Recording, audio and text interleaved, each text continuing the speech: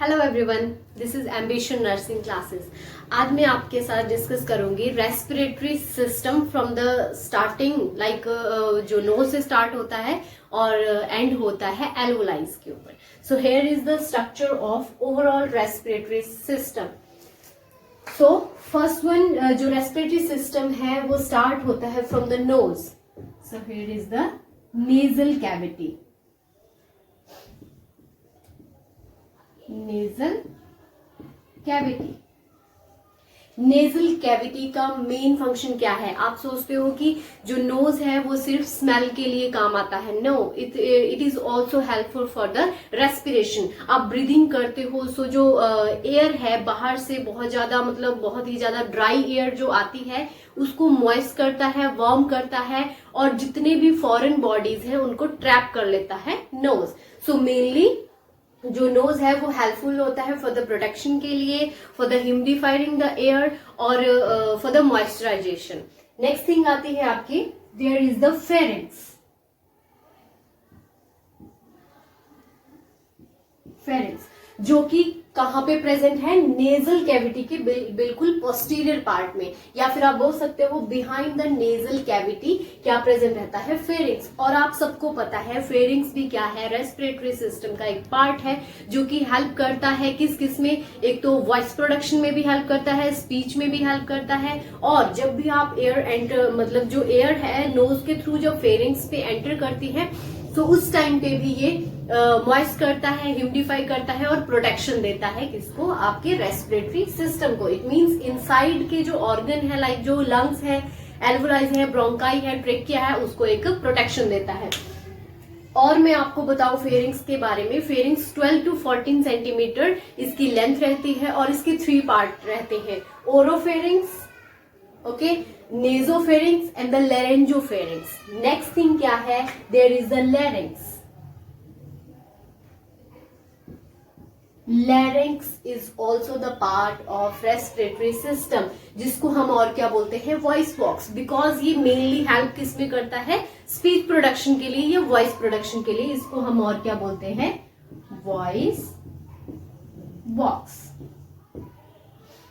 ये कहां पे प्रेजेंट होता है? बिल्कुल फेरिंक्स के नीचे। इट मींस इसके इंफीरियर पार्ट में प्रेजेंट रहता है लेरेंक्स, या फिर आप बोल सकते हो जो लेरेंजो फेरिंक्स है उसके बिहाइंड में प्रेजेंट रहता है larynx. And here is the epiglottis.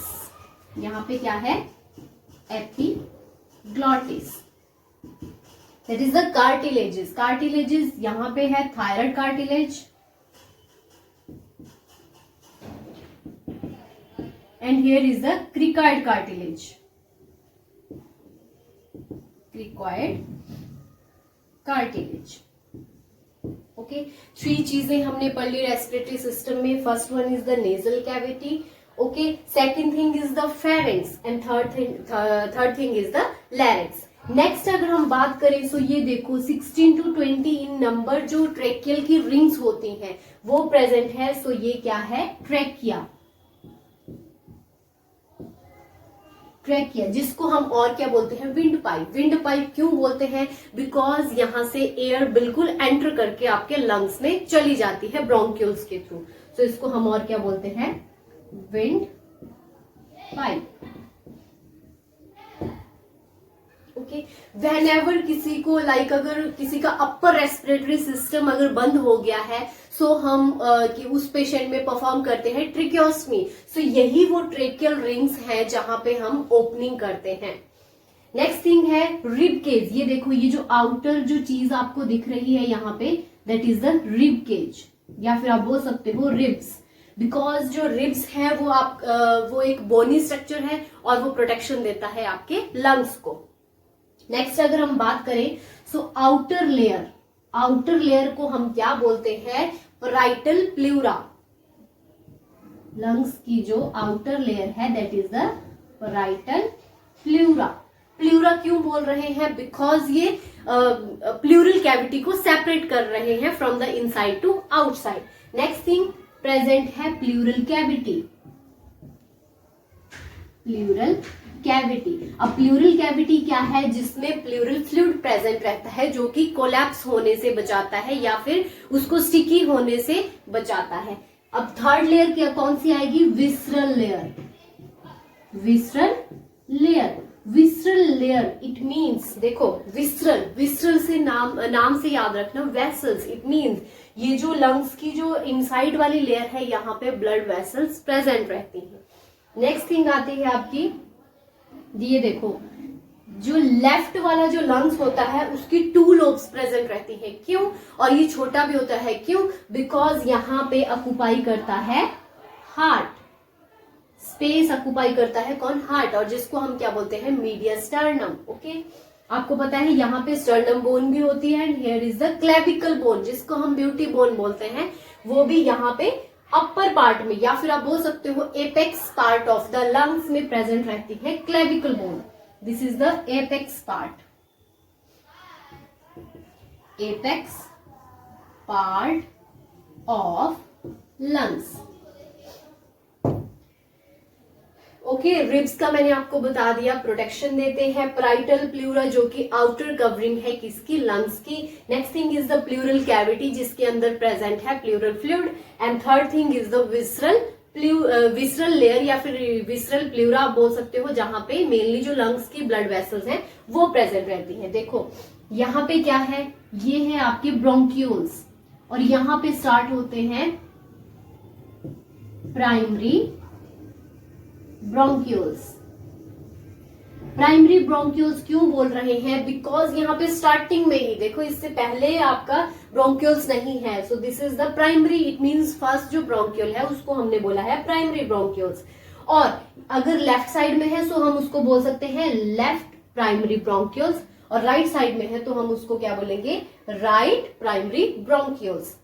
Next thing आप यहाँ पे ये देख रहे होंगे, that is the alveoli. Alveoli क्या है? That is the functional unit of the lungs, because mainly जो गैसियस एक्सचेंज है जो कि मेन काम है आपके रेस्पिरेटरी सिस्टम का, वो कौन करता है? एल्वुलाई। दैट्स वाई जो एल्वुलाई है उसको हम बोलते हैं फंक्शनल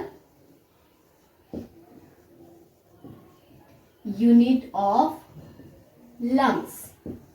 क्या बोलते हैं उसको? एल्वुलाई। क्यों? बिकॉज यहीं पे ही क्या होती है?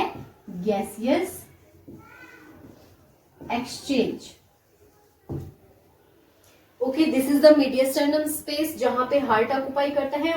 Here this is the diaphragm. ये क्या है? डायफ्राम। अब डायफ्राम क्या है? डायफ्राम एक मसल है जो क्या करती है, या फिर एक बोन है जो क्या करती है? आपके थोरैसिक कैविटी को एब्डोमिनल कैविटी से सेपरेट करती है। और यहाँ पे ये जो ऐसे स्पाइरल टाइप में जो आपको दिख रही है, these are the diaphragmatic muscles, जो कि जब भी हम सांस लेते हैं, आप खुद सांस लेके देख सकते हो, जब भी हम सांस लेते हैं सो आपका जो डायफ्राम है वो अपवर्ड मूव करता है और आपके लंग्स को अच्छा स्पेस देता है एक एक्सपेंड करने के लिए। सो ये है डायफ्रामेटिक मसल्स। और रेस्पिरेटरी सिस्टम में मोस्ट इंपॉर्टेंट जो मसल्स हैं रेस्पिरेशन की, that is the diaphragmatic muscles. So आप ये भी चीज याद रख सकते हो, डायफ्रामेटिक मसल्स।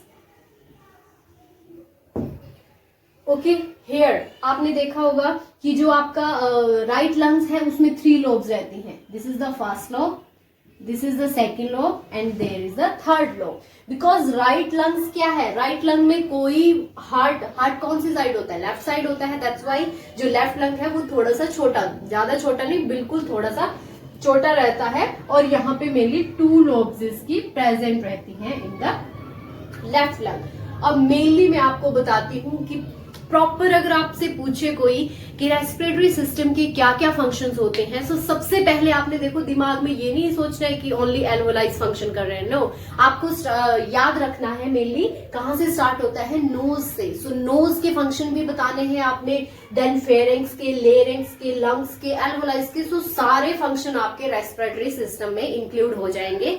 सो सबसे पहले रहता है आपका प्रोटेक्शन का, क्योंकि जो म्यूकस मेम्ब्रेन है वो आपके पूरे रेस्पिरेटरी सिस्टम को क्या कर रही है, प्रोटेक्ट करके रखती है। और जो म्यूकस मेम्ब्रेन है वो स्टार्ट हो जाती है फ्रॉम द नोज और ओवरऑल आपका पूरा रेस्पिरेटरी सिस्टम में वो स्प्रेड होती है। सो सबसे पहले क्या हो गया, उसको एक तो प्रोटेक्शन दे रही है, second thing is the moisturisation या फिर आप बोल सकते हो ह्यूमिडिफाई कर रही है किसको, एयर को, बिकॉज जो एनवायरमेंट में एयर है वो कैसी रहती है, ड्राई एयर प्रेजेंट रहती है। सो जब भी हम सांस लेते हैं सो जो नोज है वो उसको ह्यूमिडिफाई करता है और फर्दर उसको एंटर करने देता है फेरिंक्स में।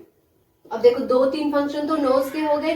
फेरिंक्स क्या करेगा, एक तो प्रोटेक्शन का काम भी करेगा। गैग रिफ्लेक्स, आपको पता है गैग रिफ्लेक्स क्या है, जब भी हम कोई चीज खा लेते हैं या फिर हमारे रेस्पिरेटरी सिस्टम में अगर कुछ चीज फंस गई, कुछ चीज खाते हैं, आपने एकदम से खांसी करते हैं, तो वो कौन एक्ट करता है वहां पे, आपका फेरिंक्स एक्ट करता है। That is the gag reflex हम जिसको बोलते हैं। थर्ड थिंग आती है आपका जो फेरिंक्स है वो हेल्प करता है स्पीच में भी, एंड ऑल्सो नोज का एक फंक्शन मत भूलना, that is help for the smell.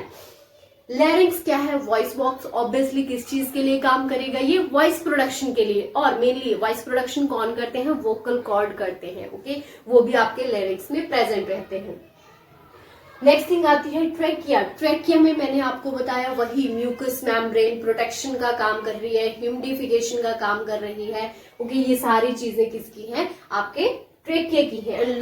Lungs का मेन काम क्या है, जब आप रेस्पिरेशन ले रहे हो, एक तो वो अच्छे से एक्सपेंड करेंगे, आपको स्पेस देंगे ज्यादा, मतलब एयर को अंदर खींचने के लिए। और जो कार्बन डाइऑक्साइड, आपको पता है रेस्पिरेशन में क्या होता है, इंस्पायरेशन, एक्सपायरेशन, और बिल्कुल फ्रैक्शन ऑफ सेकंड का क्या रहता है, पॉज रहता है। इंस्पायरेशन में क्या है, जब आप इनहेल करते हो गैसेस को, आपको पता है नॉट ओनली ऑक्सीजन को आप इनहेल कर रहे हो, आप ओवरऑल जितनी भी गैसेस हैं एनवायरमेंट में उन सबको इनहेल करते हो, बट मोस्ट कॉमनली अगर मैं बात करूं तो उसमें आती है आपकी ऑक्सीजन, जो कि हम कितनी इनहेल करते हैं, 21% हम इनहेल करते हैं। और at the time of expiration it mean जब आप सांस छोड़ रहे हो उस टाइम पे एक्सपायर करते हो आप कितनी, 16% of the oxygen, okay. Next thing alveoli का मैंने आपको बता दिया, that is help for the gaseous exchange. So ये ओवरऑल स्ट्रक्चर है किसका, रेस्पिरेटरी सिस्टम का, रेस्पिरेटरी सिस्टम। तो कभी भी अगर आपको कोई पूछे रेस्पिरेटरी सिस्टम का डायग्राम बनाओ या डिस्क्राइब करो, सो आपने सिर्फ लंग्स नहीं बनाने हैं, स्टार्ट करना है फ्रॉम द नोज और एंड होना चाहिए आपके डायफ्राम पर, ओके। सो आई होप आपको ये वीडियो अच्छी लगी हो, अच्छे से समझ आ गया हो। प्लीज इस चैनल को सब्सक्राइब करना ना भूलें, लाइक एंड शेयर भी करें। Thank you.